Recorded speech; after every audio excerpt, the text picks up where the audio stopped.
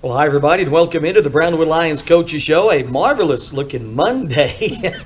Joined in the studio, as always, by Brownwood Lions head football coach, athletic director Sammy Burnett, special guest Heather Hortz-Perez, girls basketball coach we're going to visit with in just a moment. Thank you, Heather, for being here, by the way. Thanks for having me. And thank you, Sammy. Bearing gifts this morning. Can I show off my mug? Sure. Check that out. He brought us all one, and man, appreciate that so much. And some shoes, and we're all fixed up for the week.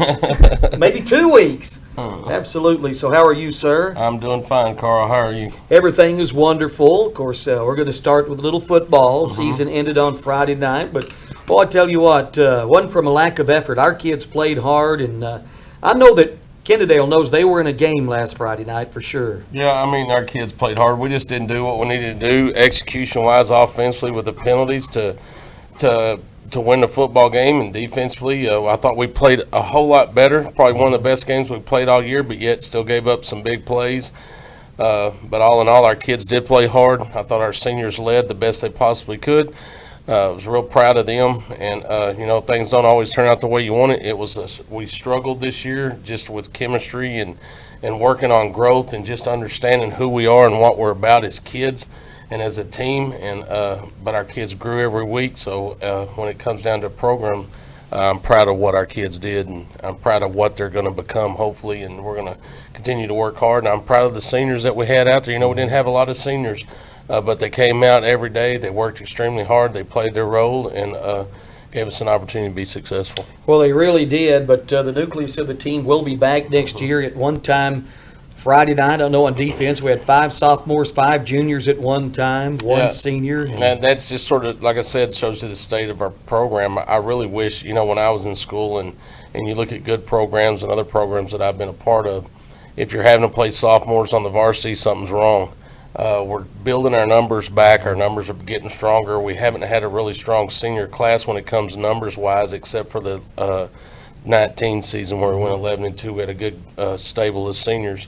And it's important. It creates friendly competition. It makes you work hard in practice. It makes you become a master at your craft. You become a better football player because of the fear of the loss of losing your position. But we haven't had that the last couple of years. Not that we didn't have good seniors, and I'm not saying that. We just didn't have great numbers of seniors to get out there and play. We'll have that next year. We got a great group of juniors that are going to move up and push people for positions. We have some sophomores that had to play this year, and I'm thankful for them. But when we can get in a situation in the football program where we're not having to ask sophomores to play on the varsity, we're going to be in a great place. Yes, you have those rarities where you have a sophomore that does play, but when your program's running right and you have the great numbers that you need, then usually you don't have to ask for sophomores to play. And I think if you look at our numbers from the JV to the freshman to the 8th grade and into the 7th grade, you see our numbers are increasing. Got a very strong freshman class when it comes to numbers, and they're progressing just fine. They went 6-3 this year with Ty. They didn't win a game in junior high, so I congratulate them. Our JV went undefeated, and like I said before, we don't have great athletes at the JV level. You don't look out there and find those 2 or 3 guys. Man, that's it. Look, they're a team. They have great chemistry. They have no standouts. They just have a bunch of guys that play hard and work hard and believe in each other and understand the scheme, and they go out there and perform, and they did great things this year. So real proud of them and what they're doing. And then, like I said, you take the juniors and the sophomores that we had on the varsity this year, add those all together, have a great off season, get stronger, get faster. Then we can start looking at, the future and the successes that we plan on having. Then, like I said, thank you to those 13 or 14 seniors that we had this year and the roles that they played. Great young men, great kids, glad to have them. And like I said to them, hopefully we left something with them that they can take with them in their future, and as they grow into young men to, build a family, build a life, and give them some foundations that they need to do so. All right, I totally agree. 18 juniors, by the way, if I counted right. That's so we'll have correct. a big senior class, and all of them contributed this year. Oh, yes. Plus those handful of sophomores coming up. You brought a couple of kids up from the JV to play Friday night. Sam Coleman, I thought, did a yeoman's job. He did.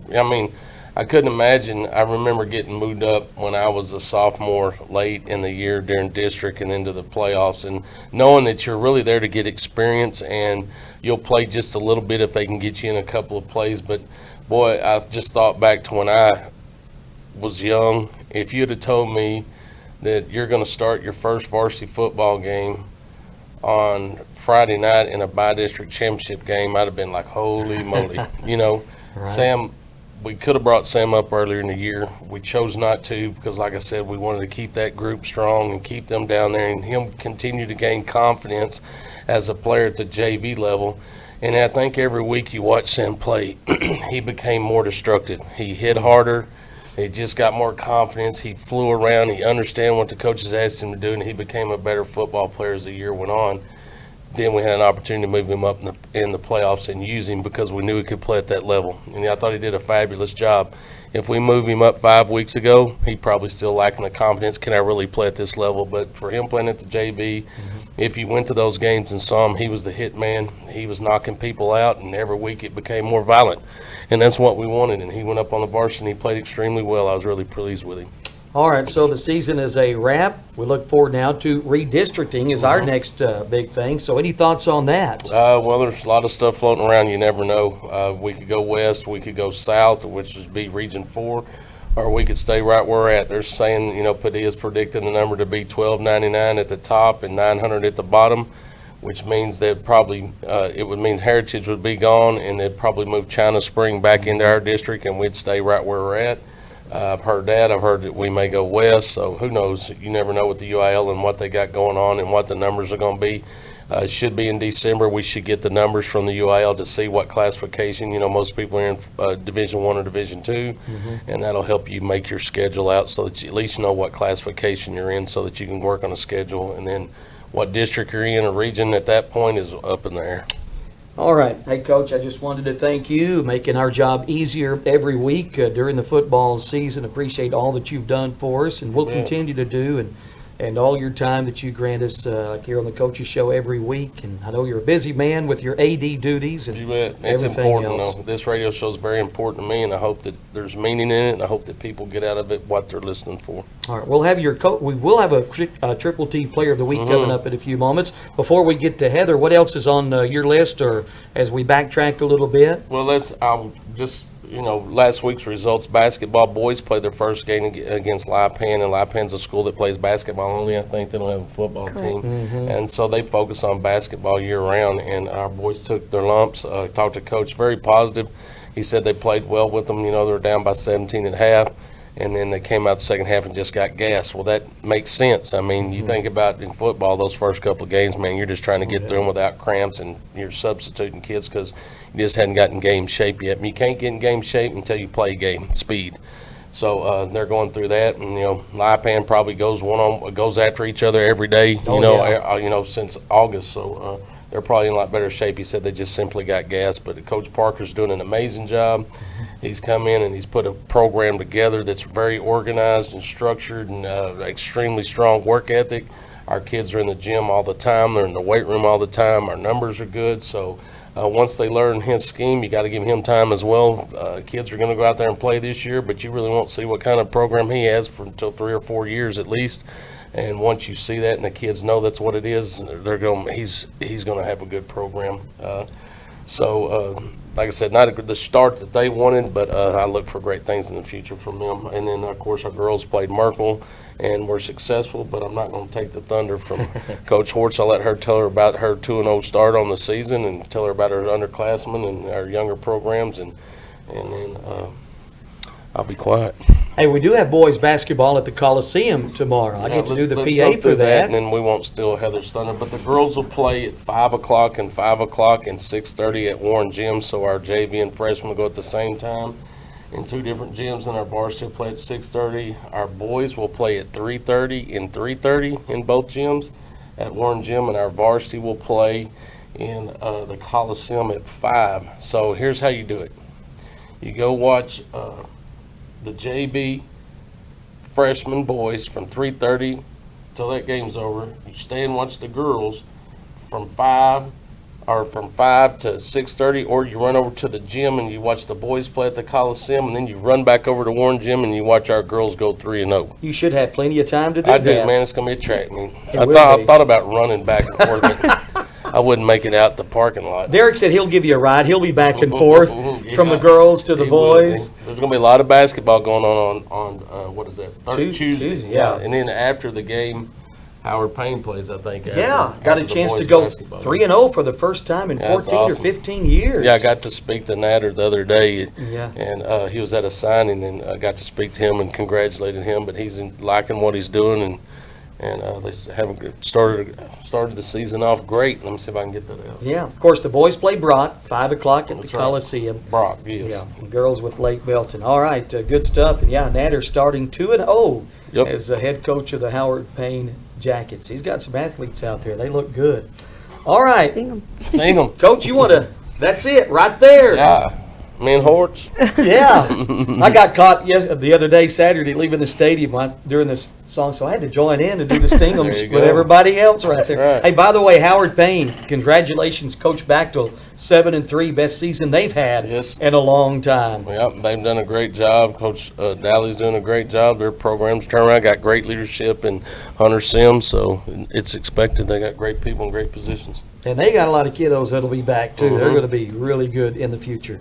All right, you want to introduce this young lady, our special guest, before we get to... Speaking of great people in great positions, Heather's our girls coordinator, does an outstanding job of that. It helps me tremendously in getting things organized and keeping things organized and keeping me aware of things. She knows that I'm busy during football season, so she handles volleyball stuff and helps me know where we're going and what we're doing and covers a lot. But on top of her being the head basketball coach, she does an outstanding job with our coordinating our girls. She takes care of the junior high, so I don't really have any worries when it comes to the girls' side because she's on top of things and she keeps me aware of everything. And if there's a decision to be made, we get together and we make the decision that we feel is best for the girls' program, and we move on. And her leadership's reflected in the basketball program. I mean, we got great coaches in Chesney Neely and Sharita Mungia. They do a great job under her. She holds them accountable. They coach extremely hard. They got her underclassmen playing extremely hard, and it's all because of her leadership. She's passionate about what she does. Everybody knows. Everybody knows Heather. She's a great basketball coach. She holds those girls accountable, and I have nothing wrong with that. She coaches I love it. with great passion, and and if you don't have passion and purpose in your life, I've said it before, you're living a life that's not worth living. And she does have a passion for kids, and she uses basketball as a tool to reach those young ladies. So once again, she started her season off 2-0. It's expected. She takes a crop of girls that are, in my opinion, average size.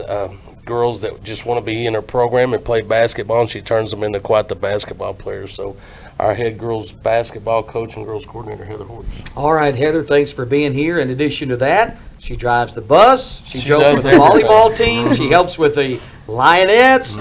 And she's a great coordinator on the girls' side. Nothing gets by Heather, let me That's tell right. you. All right, Heather, welcome back to the show. Thanks for having me. We're going to focus on basketball, though, right now. And your girls have started 2-0, got that win over Merkel. Pretty good 3A squad the other day. So what have you seen from your bunch that you really like so far? Well, we haven't really had a lot of practice as a whole team with Jalen, Cass, and Tessa coming late for volleyball. But, we played a lot this summer, and they got good team chemistry, and they just kind of want to get out there and play. They don't really like to practice a whole lot. They'd rather play games, and that's what we're doing right now, and they've enjoyed it, and they've competed, and I really like where we are right now to start the season. All right, you've got Lake Belton, I believe, tomorrow. And I think, aren't you friends with one of the Lake Belton coaches, or you know some people over there? Yes, one of my college friends is the volleyball Oh, coach okay. there. Yeah. But this is a fairly new program. Second year, yes. Second year. So what do you expect from Lake Belton Tuesday night? They're young once again. I think a lot of sophomores on their team. I've watched film on them, and they play hard, a little out of control, but I think it'll be a good tune-up for our tournament coming up this weekend. Yeah, we'll talk more about the tournament in a moment. Back to your team. You mentioned Jalen and Tessa. They give you a little size inside. And talk about some of the other players that you expect big things from. Well, we had a good opening win against Eastland, and Tessa and Jalen definitely showed their presence with 21 and 17 points. Oh, wow. And then on Friday, they took Tessa and Jalen away, and Maddie Powell stepped up with 11 points, hit some big three-pointers. But Kinsley Walker's running our offense. She's under control this year. She's getting people in the places where she needs to get. Alexa's our calmer. She controls our team. She plays good defense. She rebounds. She does all the small things. She hits a shot when she needs to hit a shot. So we're not real deep right now, but they're playing hard. We rotate about 7 players, and they're competing like they need to compete. All right, you've got the Hamilton tournament starting Thursday. Do you know any other teams in that tournament who you're going to be up against? Well, in our pool play, it'll be us, Hamilton, McGregor, Comanche. We should go and win our pool, and then we'll probably face Glen Rose. So Glen The Rose. big girl, the volleyball girl, played for Glen Rose. 6'4", Miss Flippin' Flippin'. right there. Amy Flippin'. We met her dad the other day. He's a short thing. Let me tell you what, 7'2". Holy cow. Have you ever met him before? No, but this is not a joke. This is the truth. I saw him from across the gym, and he raised his hand, and I looked at his forearm, and I'm like, I honestly thought his forearm is as long as some people's legs, Yeah. probably mine. He was a extremely tall gentleman, and he was what they call big bone. You know, he played at Baylor. He didn't Did he? play a lot, but he played college ball at Baylor. But Amy's taken up, and she's 6'4" now, so she's Yes. going to be a presence in there when She is. we get to district. she is. Just put Jalen on her. Hey, there you Let go. her body her up, boy. She'll get in there with her. Yeah. She'll root around with her. I think she's only a freshman too. I mean a sophomore. Sophomore, yes. Yeah. So what are your? I know it's early, but what are your thoughts on district? Talking about Glen Rose. Well, I think our district will be once again competitive. I think Stephenville returns the nucleus of their team, so they're going to be the ones to beat. Coach Ramsey does a really good job at Glen Rose. He has a lot of freshmen on his team, but he always gets them to play to the best of their ability, so they're always hard to beat. And then Gatesville will be down. They lost six seniors last Oh, year. wow. So we should be in the mix if we continue to develop like we need to develop, play team ball like we've been playing, and just stay healthy. Yeah, I like our team this year. The makeup, a lot of veterans back, as you said. Not a lot of depth right now, but what you do have, most of them back from last year's team. So overall, your thoughts on your team this year? What do you expect out of these Lady Lions? Well, the one thing that I've been really pleased about our team is they're all, our slogan is with the purpose. Do everything with the purpose, whether it's in the weight room, whether it's our shooting drills, everything's with the purpose. And I think they've really bought into that, and they come to practice, and they practice with the purpose. And that's one thing that I've really just can sit back and watch and just, it's been a couple years since they step on the court and practice to get better. Yeah. And I think they're all for one, and I think they all have the same goal. They don't want to have a disappointing year as they did last year, and I think they've really rallied around that and have been motivated to be successful this year. And one other thing, when we get to district, we're back with the boys this year. Last year it was home and away on the same night, but this year it's home, away. So I think that's a good thing. I really like playing with the boys Yeah. because you have the crowd. Right. You can support the boys can support us. You just have a lot better crowds, and it's just fun to watch. And your first district game is January the 7th. Sure, See, yeah. Gates? Hey, take my word for it. I've already studied. Look We at just the work the next game ahead. We're just watching the next Yeah. team. Glen Well, good luck Rose. with We Lake start with Belton. Glen Rose. Start with Glen Yeah, Rose. at Glen Carl, Rose. on the 7th Sir, of January. on the 7th of January. I got it penciled in. All right. So Lake Belton tomorrow. What times are the games? That's at Warren Gym, Yes. by the way. So JV will be in the Warren Gym at 5 o'clock. Freshmen will be in the back gym at 5 o'clock, and then we'll tip at 6:30. And then Hamilton tournament. When's your first game Thursday? Do you know? It is at 9:50 in the morning. Are you driving the bus? I'm driving the bus. She Carl. drives the bus for everybody. Okay. She's making those dollars. No, you get paid extra for driving the bus. I did. A little Wow. bit. They pay a little Okay. bit. How do I get in line for this? That You was see a me joke. driving the They bus. get paid a little bit. So that's actually a plus because coaches have to drive buses, but the fact that they What? get paid a little bit. I heard Starro. What's she laughing about? You driving a bus. Yeah, you don't want that That's happening. the scariest thing Yeah. ever. Of course, you helped with the Lionettes this year too. Will you continue to do that with their spring show and everything coming up? I'll help Stacy till the end of the year, and then one and done. And of course, the girls coordinator too. So, hey, speaking of that, soccer's coming up before too long. I think our girls may have a very special soccer team too. Coach Musquetta's doing a really good job. They they've hit it hard this off season with cross country and getting in shape, and now they're working on their skills. And so I'm really looking forward to what her second year is going to bring.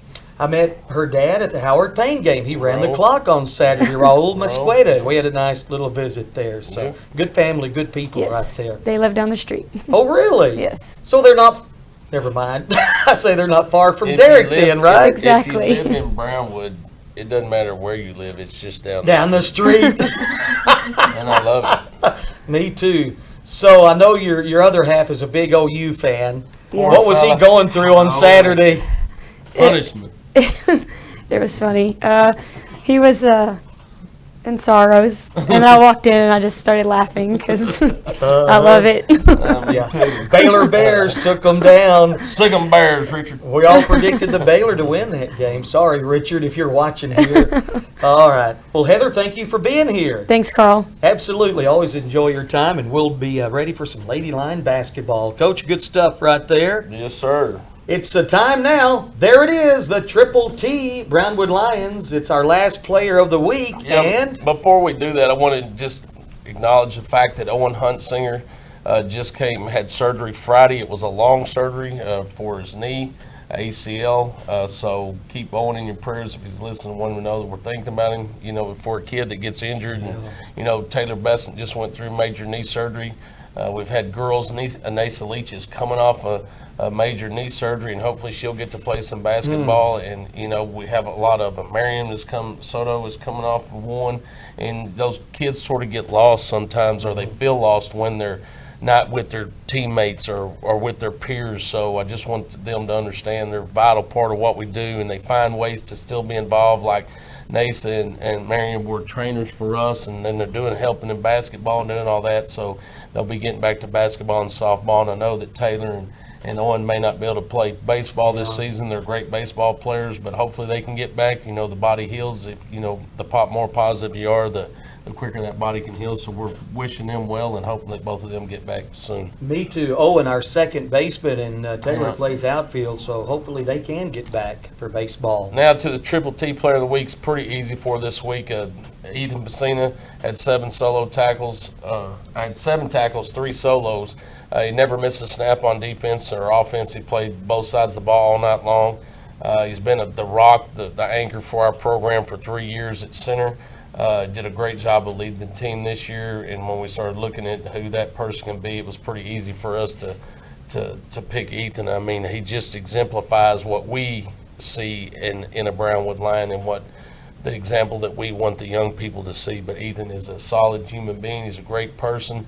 I knew this day was going to come. Mm-hmm. It saddens me because I love Ethan, but he performed, went out in style. So our Triple T Player of the Week is Ethan Pacino. Congratulations, Ethan, and I really enjoyed having him in. He was our Player of the Week a few weeks ago. Just a nice young man, and whatever he does, he'll be successful There's no at doubt about that. in the future. All right, good choice right there. And we did call his name a lot the other night. He was very active, and he kind of switched the defense around a little bit. You had Ethan at nose guard, and you were talking about it, moved Quentin McCarty out to end, and Cole Miller, another one of those big sophomores. Big sophomore. I thought they all played well the other night. Yeah, it was neat when you say that. Quentin's been pretty steady for us, and Cole's had to learn a new position. You know, Cole didn't even play his freshman year. He broke his femur. He didn't even play it down, so his first varsity game was his first game in high school was as a varsity player, and it was neat to see him on Friday because he started understanding. It may have taken 11 games, but he started understanding what people are doing, and he was recognizing it, and all of a sudden he started making plays. So